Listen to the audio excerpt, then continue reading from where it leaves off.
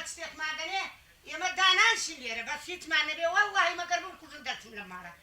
ماوەی 18 ساڵە لەم خانە قوڕەدا دەژی.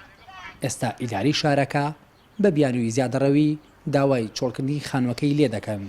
ئەو خوا هەرەگرێ دایک شەیدم حەقی قەتلە دووقاتم بۆ بکەن دووقات لەبەر ئەوەی من لەسەر کەرکووک ڕەکەم بە کورتی. پورە مەلیحی تەمەن 80 ساڵ لە گەڕەکی عەرەفەی کەرکووک دەژی. بڕیاری چۆڵکردنی خانووەکانیان بە سزای نەتەوەی دەزانێت و پێی وایە تەنیا بۆ کوردە و عەرەب و تورکمانەکان ناگرێتەوە. ئێمە ئەوەتانی وا لێرە کەوتینە حارمان نییە. هەیە پڕبانسەری دڵۆپەی ئاوە گەر باران بێ. خوا قەبوڵەکە خڕگە لێرە و هەدانشێ. ئەختیارێ وەک من ئەوەتانێ ئەمە ژیانتیاییم. ها ئەمە ژیانتیاییم. لای خۆی ئەوە کەس شەیدە من کەسم شەیدە دە شەیدمانەیە لێرە معنانی هیچ حسابی بۆ مە بکرێ. زۆر ناخۆش ئافرەتی وا دەژیرکەی بە سیاری پۆلیس بیت لەناو مەرکەز حیزیکەی بە قسەی خۆش بێ. بەشێک لە دانیشتوانی ئەم گەڕەکە ئاماژە بەوە دەکەن پۆلیس هەڵی کوتاوەتە سەر ماڵەکانیان و دەستگیری کردوون. هەندێکیان بە کەفالەتی 5 ملیۆن دینار ئازاد کراون و بەشێکیشیان ئازاد نەکراون.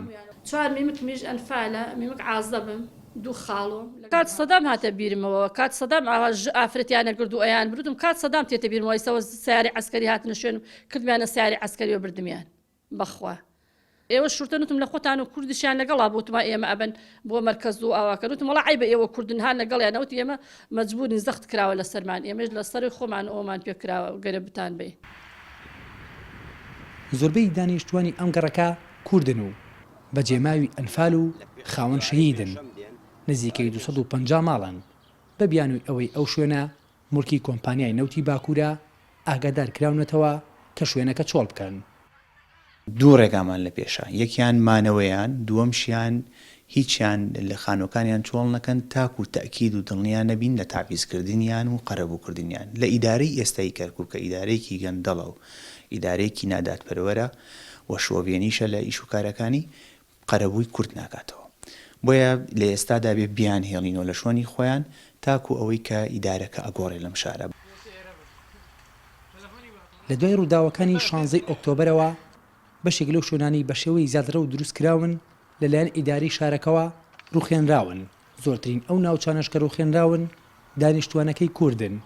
پارێزگای کەرکووک سێیەم پارێزگایە لە عێراقدا کە زۆرترین ڕێژەی زیادرەوی تێدایە. دیار محەممەد NRT کەرکووک.